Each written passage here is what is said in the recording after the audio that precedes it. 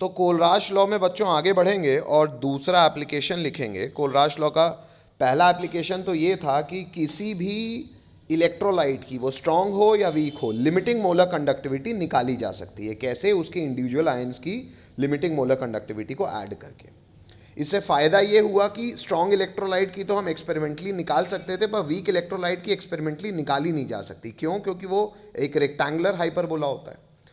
तो वीक की भी भले एक्सपेरिमेंटली ना निकाल पाएँ, हम कोलराश लॉ की मदद से निकाल सकते हैं। कैसे? उसके लिए हमने लास्ट क्लास में एग्जाम्पल किया हुआ है। वहाँ तक किसी को कोई दिक्कत? एक बार फिर पूछ रहा हूँ। नहीं सर। ठीक है।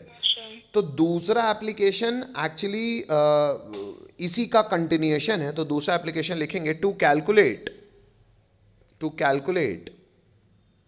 क्या? Degree of dissociation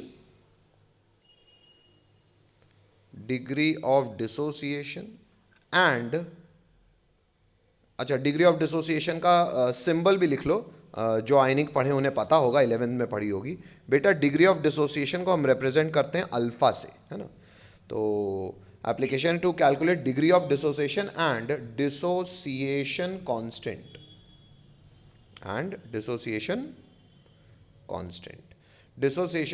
actually equilibrium constant होता है, और तो इक्विलिब्रियम कांस्टेंट को हम के कहते हैं। ये हमारा दूसरा एप्लीकेशन है। लिखो तो, हाँ बोलो। हटा दूं? हाँ सर। चलो बेटा, कोई रोक नहीं रहा, आगे बढ़ रहा हूं मैं। अब डिग्री ऑफ डिसोसिएशन और डिसोसिएशन कांस्टेंट कैसे निकालेंगे सर? बेटा एक्चुअली जब भी आपको इक्विलिब्रियम चैप्टर में भी किसी भी इलेक्ट्रोलाइट के लिए जो अल्फा या उसका डिसोसिएशन कांस्टेंट के का वैल्यू दिया होता था ना, वो एक्चुअली कोलराश लॉ की मदद से ही प्रैक्टिकली निकाला जाता है। मतलब रियल लाइफ में भाई जो भी अगर आपको डेटा दिए गए हैं और सही दिए गए हैं, तो निकाला कैसे गया होगा? यही कोलराश लॉ की मदद से उसकी लिमिटिंग वाला कंडक्टिविटी निकाली गई होगी, और फिर ये आगे स्टैटिस्टिकल फॉर्मूला लगाया होगा। क्या फॉर्मूला है? पहले हम इसके लिए इंग्लिश लिखेंगे पहले इंग्लिश फॉर्मूला पढ़ने के पहले डिफाइन कर लेते हैं। At any concentration C, if alpha is degree of dissociation, लिखें तो आप बोले।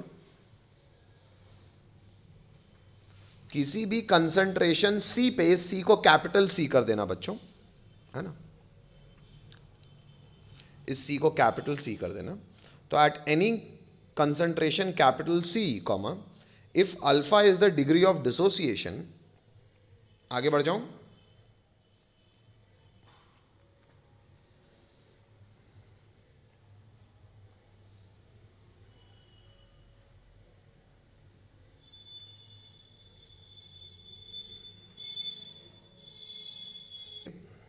then it can be approximated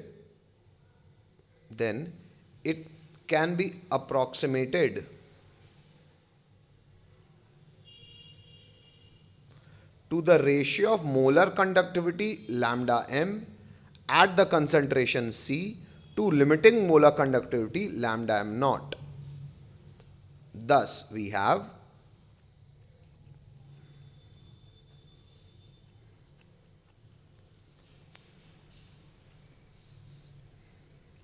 इतना लिखो तो, हाँ बोलो, फिर ये समझा देता हूं मैं।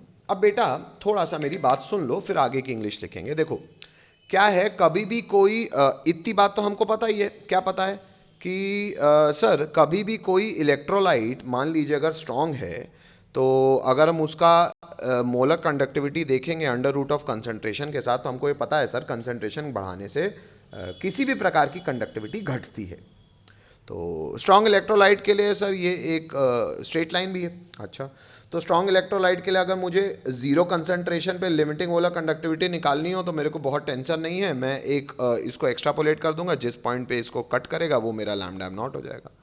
पर ये हो जाएगा स्ट्रॉन्ग इलेक्ट्रोलाइट्स के लिए। वीक इलेक्ट्रोलाइट्स के लिए एक्चुअली ये एक स्ट्रेट लाइन नहीं होती, ये रेक्टेंगुलर हाइपरबोला होता है, तो एक्सपेरिमेंट ही नहीं निकाला जा सकता। हेलो, अच्छा, अच्छा, प्लस अगर आप चाहते हो कि पानी में कुछ भी कंडक्शन हो, तो कुछ ना कुछ आयंस तो डालने ही पड़ेंगे। तो मतलब जीरो कंसंट्रेशन पे कंडक्टिविटी तो देखी नहीं जा सकती, क्योंकि अगर कंसंट्रेशन जीरो होगा तो कंडक्ट करेगा कौन? तो एक्चुअली कुछ ना कुछ आयंस तो चाहिए ही, लेकिन हमको थ्योरेटिकली अब ये भी पता चल चुका है कि कंसंट्रेशन के बढ़ाने से कंडक्टिविटी घटेगी भी। मतलब ये तो अजीब बात हो गई, हमें आयन चाहिए भी और ज़्यादा होगा तो हमें दिक्कत भी है। हेलो, ये तो लाइफ की बात हो गई ना। हेलो भाई, सुख संपत्ति पैसा चाहिए भी और ज़्यादा हो तो और दिक्कत है। तो वही वाली कहानी है कि यस सर। आयंस हों तो अट्रैक्ट, तो कंडक्टिविटी घटेगी क्योंकि अट्रैक्ट करेंगे, और ना हो तो कंडक्ट कौन करेगा। तो एक्चुअली इसी की मदद कोलराश लॉ ने बता दिया भैया कैसे तुम स्ट्रॉन्ग वीक के लिए भी निकाल सकते हो। अच्छा, वीक के लिए निकालते निकालते एक और स्टैटिस्टिकली चीज़ें पता चल गई। क्या? शायद आपको पता है डिग्री ऑफ डिसोसिएशन। भाई कोई भी इलेक्ट्रोलाइट अगर स्ट्रांग है तो पूरा का पूरा टूटेगा, तो अल्फा 100% होगा। मान लीजिए कोई इलेक्ट्रोलाइट स्ट्रांग नहीं है, तो कैसे निकालें? तो बेटा अल्फा स्टैटिस्टिकली पाया गया, और ये बात हमेशा वैलिड भी बैठी हर वीक इलेक्ट्रोलाइट के लिए। तो एक जनरलाइज्ड कोलराश ने लॉ बना दिया। उसने कहा किसी भी इलेक्ट्रोलाइट की तो मोलर कंडक्टिविटी निकालो एट कंसंट्रेशन सी। भाई किसी कंसंट्रेशन सी पे उसकी मोलर कंडक्टिविटी निकालो अपॉन उसकी मोलर कंडक्टिविटी जब उसका कंसंट्रेशन जीरो हो, यानी कि लिमिटिंग मोलर कंडक्टिविटी। अब खुद बताओ, जीरो में मोलर कंडक्टिविटी मैक्सिमम होगी, जो भी होगी मैक्सिमम होगी। हेलो, और तुम्हारे कंसंट्रेशन पे जितनी है वो तुम्हारे जितने प्रतिशत आयंस टूट रहे हैं उनके हिसाब से होगी। तो यहाँ से थोड़ा सा फीलिंग आ रही है कि लगभग जितने आयंस टूट रहे होंगे, यानी कि जो अल्फा होगा, उसी के कारण वही कंडक्टिविटी आ रही होगी। हेलो, हालांकि स्टैटिस्टिकल फॉर्मूला इसका कोई डेरिवेशन नहीं है, पर ये फॉर्मूला याद होता है। कई बार बच्चा भूल जाता है ऊपर नॉट है कि नीचे नॉट है। तो बेटा ये सोचो कि 100% कब टूटता है वो? जब जीरो कंसंट्रेशन हो। और भाई लिमिटिंग मोलर कंडक्टिविटी मैक्सिमम होगी ना, तो अल्फा 100% से तो कम ही होगा ना। Hello, yes sir. तो किसी भी कंसंट्रेशन पे लिमिटिंग से तो वैल्यू कम ही होगी, मैक्सिमम बराबर हो सकती है। अगर तुम स्ट्रॉन्ग इलेक्ट्रोलाइट हो तो अल्फा 100% आ जाएगा, अल्फा 1 आ जाएगा। तो molar conductivity at concentration C upon limiting molar conductivity, alpha का फॉर्मूला लिख दीजिए बच्चों। बात समझ में आती है सबको? Yes sir. ये molar conductivity at concentration C वही मोलर कंडक्टिविटी है जो हम अभी तक रटते आ रहे हैं। मैं बाजू में लिख देता हूँ, याद कीजिए। लैम्डा एम सी का फॉर्मूला क्या बताया था मैंने? भले उसको लैम्डा एम सी नहीं लिखा था हमने, लैम्डा एम ही लिखा था, लेकिन इसका फॉर्मूला क्या बताया था? K into 1000 upon molarity. हालांकि फिलहाल मैं यहाँ पे मोलैरिटी को C से रिप्रेजेंट कर रहा हूँ, बात तो एक ही है ना। तो यही लैम्डा एम सी है। कोई दिक्कत? बोलना पड़ेगा। No sir. तो यहाँ पे आपको केवल ये येलो वाली बात लिखनी है। लिख दी सबने? Hello, yes sir. अच्छा। अगर आप किसी वीक इलेक्ट्रोलाइट के लिए अल्फा निकाल लोगे तो उसके लिए के भी निकाल लोगे। कैसे निकालेंगे? फिर से नेक्स्ट लाइन से लिखेंगे, उसी एप्लीकेशन में नेक्स्ट लाइन से लिखेंगे। नेक्स्ट लाइन से लिखेंगे for a weak electrolyte like acetic acid, dissociation constant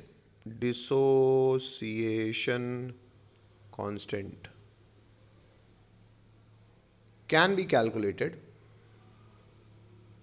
as follows.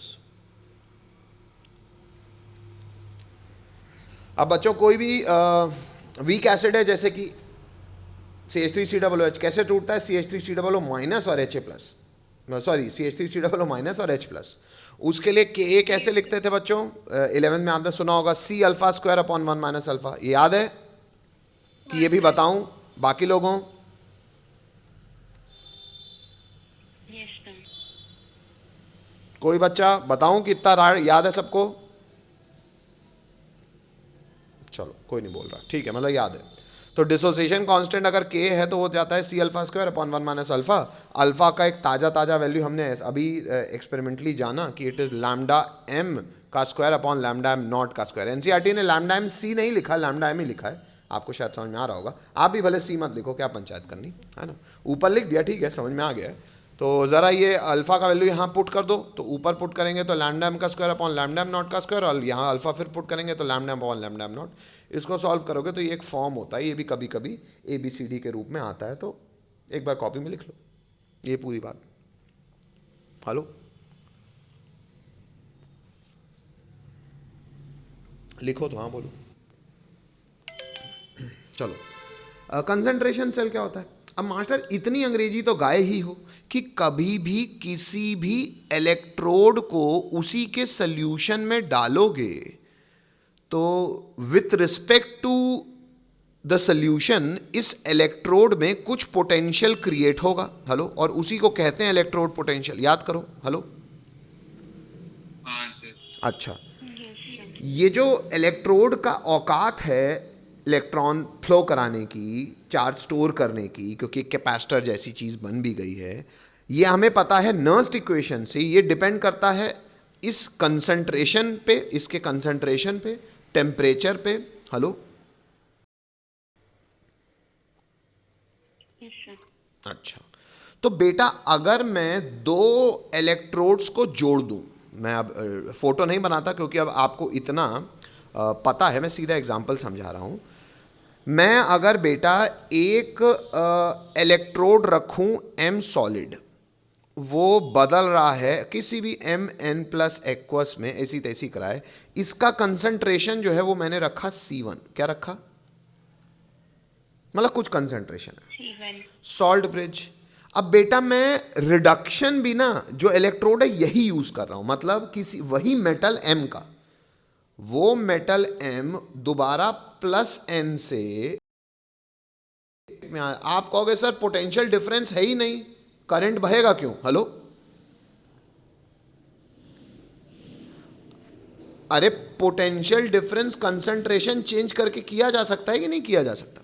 ये पूछ रहा हूं आपसे मैं। अरे बोलो, एक सेकंड रुकिएगा। ये लिख लीजिए बेटा, ये हो गया आप इस कंसंट्रेशन सेल का।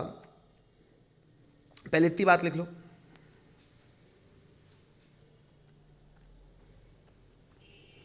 और जहां आपने कंसंट्रेशन सेल लिखा है आप ये समझ भी सकते हैं बच्चों कि कभी भी हमें सेल ई सेल निकालना होता है तो वो होता है ई नॉट सेल। और ई नॉट सेल क्या होता है? E nought cathode minus E nought anode. तो बेटा स्टैंडर्ड स्थिति में तो हम इसका भी कंसंट्रेशन 1 मोलर मानेंगे और कैथोड का भी और एनोड का भी। उस स्थिति में दोनों का ई नॉट बराबर होगा। तो actually Yes, sir. Concentration cell वो सेल होता है जिसमें ई सेल जीरो हो ना हो। क्या जीरो हो जाएगा? T naught cell. T naught cell. बाकी लोगों इतना हजम होती है बात? हाँ सर। Yes, sir. इसको कर दो। ये अपन ने नोट 1 डाला है ना, इसको आपने कंसंट्रेशन सेल को, तो इसको डाल दो एग्जाम्पल रोमन नंबर 1। हटा दूं? Yes, sir. चलो नेक्स्ट, आगे बढ़ूं? कोई रोक नहीं रहा, आगे बढ़ रहा हूं। एग्जाम्पल लिखेंगे बच्चों रोमन नंबर 2। अब रोमन नंबर 2 सोचो, मैं अब एक और आपको भाई गैस के इलेक्ट्रोड की बात कर रहा हूं। तो मान लो हाइड्रोजन के इलेक्ट्रोड की, नहीं हाइड्रोजन अच्छे, चलो पहले एक बार इसको सिंपल एग्जांपल से बता देता हूँ। जैसे मान लो बेटा Ag सॉलिड बदल रहा है, Ag प्लस एक्वस में कंसंट्रेशन है C1, और सिल्वर ही लेकिन दूसरे कंसंट्रेशन का, C2 कंसंट्रेशन का, ये बदल रहा है सिल्वर सॉलिड में। आपसे अगर कोई पूछेगा ई सेल निकालो, तो ई सेल का फॉर्मूला आप जानते हो, E nought cell Minus 0.059 upon. Minus 0.059 upon n. Silver के केस में कितना होगा? सॉरी, सिल्वर तो +1 का होता है ना। सिल्वर केस में क्या होगा? 1 इंटू Log K. लॉग के क्या हो जाएगा बच्चों? Ag plus की constant C2 upon C1. बच्चों बाकी लोगों C2/C1 लिखने में तकलीफ की पहले रिएक्शन लिख दूं आपके लिए पूरा? चलो के लिखता हूं, पहला ही एक बार करा रहा हूं तो पूरा बात करता हूं। तो इंटू लॉग ऑफ के, पहले इतना लिखो, लिखो तो हाँ बोलो।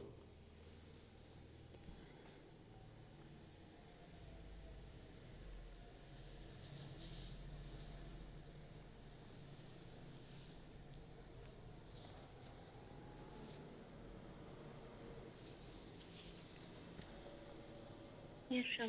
चलो हटा दूं बच्चों? Yes sir. ठीक है, इसको थोड़ा सा फिर से देख लेते हैं। अब तो ई सेल क्या हो जाएगा बच्चों? ई सेल हो जाएगा E cathode, sorry E nought cell क्या हो जाएगा? E nought cathode minus E nought anode. Standard स्थिति में तो दोनों सिल्वर ही है, कैथोड भी एनोड भी, तो ई नॉट सेल सीधे ही 0 लिख देता हूं मैं। कोई तकलीफ? नहीं sir. Upon 1 into log of के। अब के आपको एक बार बता दूं, तो अगर आप रिएक्शन देखोगे तो रिएक्शन ये है सर कि सिल्वर सॉलिड से सिल्वर +1 में ऑक्सीडाइज हो रहा है, जिसका कंसंट्रेशन C1 है, और रिडक्शन भी सिल्वर का ही हो रहा है, सिल्वर +1 से, बस इसका कंसंट्रेशन C2 है, बदल रहा है सिल्वर सॉलिड में।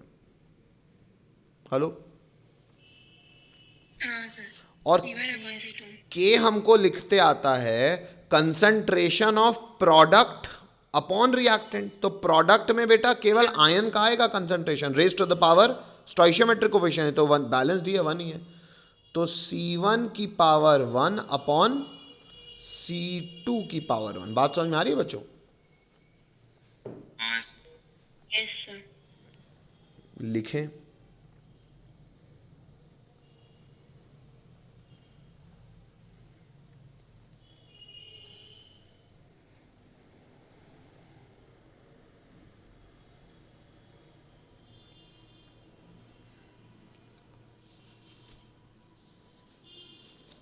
अब उसके बाद बेटा एक्चुअल सच्चाई ये है, और नोट 2 भी एक सवाल के रूप में हम पढ़ेंगे। नोट 2 लिखेंगे बेटा, पहले क्वेश्चन समझ लो कैसे आते हैं।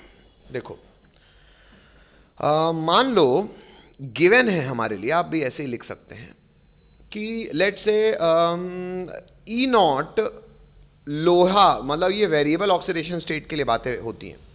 जैसे लोहा मान लो +3 से 0 के स्टेट में जा रहा है, सवाल ने आपको दिया है, ये गिवन है कि ये इसको ये +3 से 0 जाने का जो पोटेंशियल है वो है मान लो A वोल्ट। हेलो?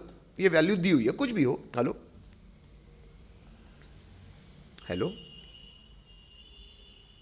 हाँ सर। और आपको वैल्यू दी हुई है कि ई नॉट Fe +3 से +2 में जाने का जो इलेक्ट्रोड पोटेंशियल है वो है मान लो B वोल्ट। हेलो? यस। और आपसे पूछ रहा है अगर ऐसा है तो बताओ ई नॉट यानी कि इलेक्ट्रोड पोटेंशियल Fe +2 से जब 0 में जाएगा तो कितना होगा? तो कैसे बताओगे बेटा? सारी जानकारियां आपके पास हैं, कॉमन सेंस बस मुझे देना है। ऐसा नहीं कहूँ फॉर्मूला बता, अब हम कॉमन सेंस बस। हाँ, ये कॉमन सेंस, जैसे मैंने आपको बोला कंसंट्रेशन सेल के बहुत अच्छे सवाल, अच्छे नहीं बेटा, बहुत भारी सवाल कहां से बनते हैं? आयनिक इक्विलिब्रियम को जोड़ के, क्योंकि एक्चुअली वहां सॉल्ट में खेल लेते हैं, वो सॉल्ट यूज कर लेते हैं स्पेरिंगली सॉल्युबल वाला, तो वहां कहानी कर देते हैं आयनिक और बफर अफर बना देते हैं, तो बहुत सारा कहानी की जा सकती है। कब? जब सॉल्ट के साथ खेल लें हम कंसंट्रेशन में, तो कंसंट्रेशन सेल बहुत अच्छे सवाल बन सकते हैं, पर वो स्ट्रिक्टली एडवांस की बात है।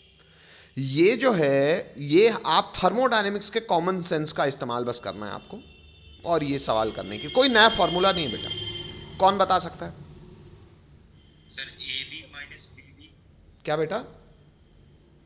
AB minus BB। A B मतलब A इंटू बी, ऐसा नहीं बोल रहा है, ये वोल्ट है? सर सर, A वो माइनस बोल B रहा है। वोल्ट। अच्छा, कह रहा है A माइनस बी वोल्ट। अच्छा, कैसे बेटा? सर Fe +3 से Fe जाने में A वोल्ट लग रहा है। चलो एक सेकंड बेटा, आपका आंसर आपके पास है, इसको मैं चेक कर लेता हूँ। क्या पता आपने सही सोचा हो, पर उसको मुझे लिखना पड़ेगा ना बाकी लोगों के लिए। चलो, किसी और का भी कुछ कोई सोच पा रहा है कि मैं शुरू करूँ कॉमन सेंस देना? सर 1 मिनट का टाइम देंगे? दे देंगे बेटा, बिल्कुल देना ही चाहिए। Common sense that we have. तो बेटा सवाल में हमने आपको +3 से 0 +3 से +2 दिया है ना, तो सबसे पहले मैं आपको इसको दिखाता हूँ कर क्या रहे हैं हम। सर सबसे पहला डेटा जो आपने दिया है वो दिया है कि Fe +3 जब 3 इलेक्ट्रॉन खाएगा तो Fe बनाएगा। इस प्रोसेस के लिए जो पोटेंशियल दिया है वो दिया है ए वोल्ट, ऐसा ही है ना। हाँ सर। दूसरी कहानी दी है मैंने कि Fe+3 जब एक इलेक्ट्रॉन खा के Fe+2 बनाएगा, यही है ना दूसरा। हाँ सर। ये इलेक्ट्रॉन का लेन देन का में जो पोटेंशियल होगा वो होगा बी वोल्ट, ऐसा दिया है मैंने। Yes sir. और निकालना मुझे क्या है, निकालना मुझे है कि Fe+2 जब दो इलेक्ट्रॉन खा के Fe बनाएगा तो पोटेंशियल कितना होगा, यही निकालना है। हेलो, हाँ सर। तो I need to calculate x। पहले फोटो को ऐसे बना लो बच्चों,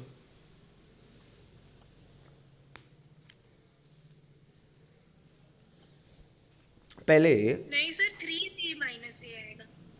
अरे बेटा आप थोड़ी ना, अब कोई बात नहीं, जो भी है ठीक है। आइए देख लें पहले चीज़ों को।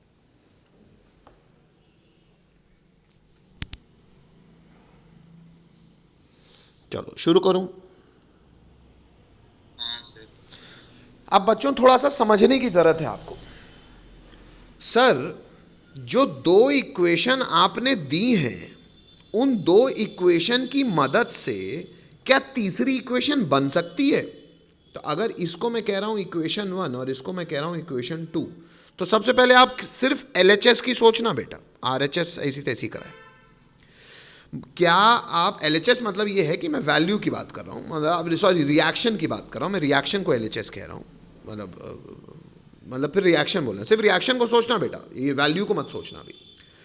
रिएक्शन 1 और रिएक्शन 2 के साथ मैं एक्सपेरिमेंटली क्या कर सकता हूँ कि तीसरा इक्वेशन बन जाए, सोचने की बात है। कोई बताए मुझे पहले और दूसरे इक्वेशन के साथ मैं क्या करूँ कि तीसरा बना लूँ, कोई भी बोले।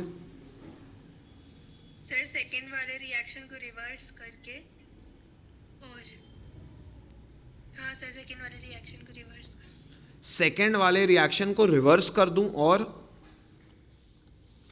माइनस कर देना किससे?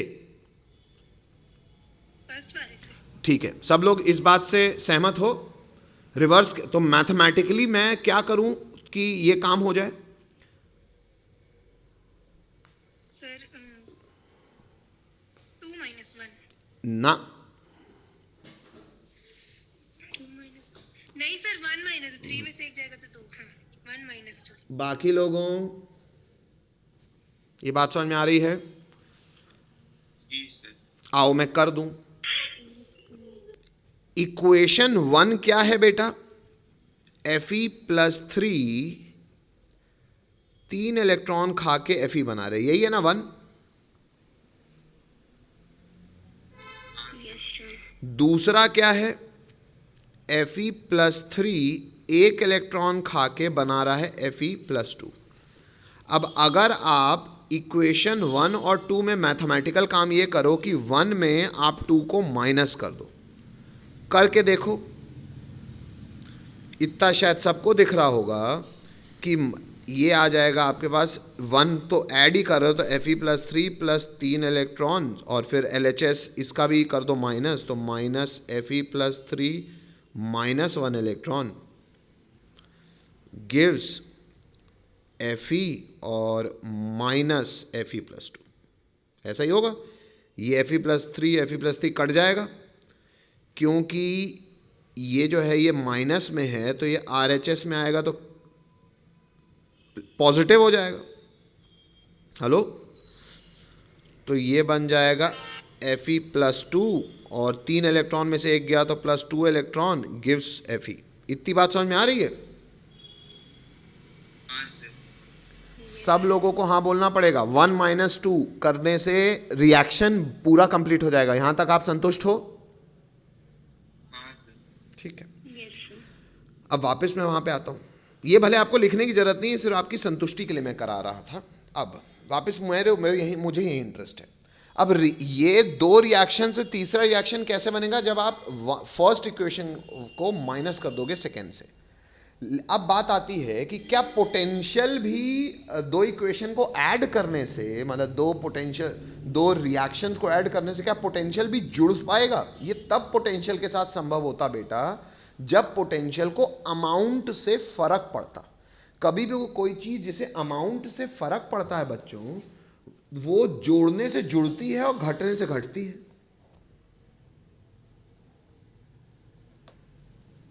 Hello yes sir.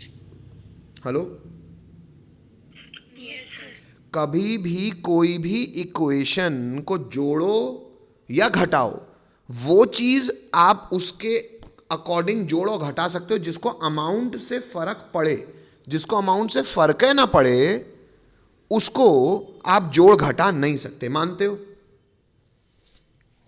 हाँ सर। और जो पोटेंशियल होता है ना बेटा, पोटेंशियल को फर्क नहीं पड़ता अमाउंट से। किसको फर्क पड़ता है? डेल्टा जी को। किसको? वर्क को। हरो, हाँ सर। तो हमें करना इतना सबने लिखा हुआ है। Hello, yes sir. अब हम सीधा बेटा यहां पे डेल्टा जी निकल, तो इसके डेल्टा जी को अगर मैं कह दूं डेल्टा जी 1 और इसके डेल्टा जी को कह दूं डेल्टा जी 2, तो सीधा अब आप दोबारा लिख सकते हो। अब आप ये दो इक्वेशन को दोबारा लिख सकते हो, डेल्टा जी 1 डेल्टा जी 2 दोबारा लिख सकते हो। आप ये इक्वेशन कैसे बना पा रहे थे? 1 माइनस 2, मतलब आपको अगर डेल्टा जी 3 चाहिए तो कैसे आएगा? Delta G 1 minus delta G 2 करके। हेलो, क्योंकि आपने पहले इक्वेशन को दूसरे से माइनस किया है तो आपको तीसरा इक्वेशन मिल गया था। तो तीसरा इक्वेशन का गिब्स फ्री एनर्जी पहले माइनस दूसरे से आएगी। Hello, yes. हाँ सर। इतना लिखें पहले सफाई से। आपके पास ऊपर 3 इक्वेशन लिखे हुए हैं, ठीक है। ये 2 इक्वेशन आप फिर से लिखो, डेल्टा जी 1 डेल्टा जी 2 लिखो, और डेल्टा जी 3 तीसरे के लिए आपके पास रिएक्शन कॉपी में लिखी होगी। इतना लिखो। लिखो तो हाँ बोलो।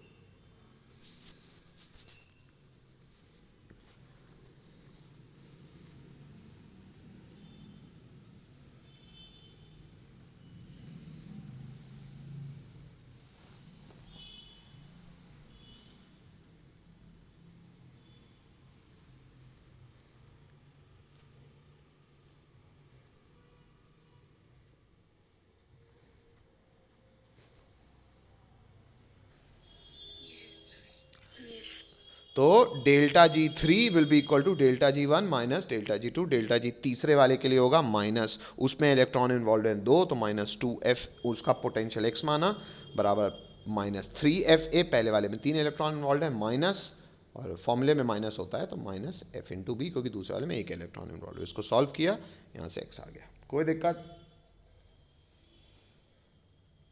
ठीक सर। बस बच्चों, अब आप लोग जेईई के भी सवाल अटेम्प्ट कर सकते हैं। कल हम लोग नए चैप्टर के साथ मिलेंगे।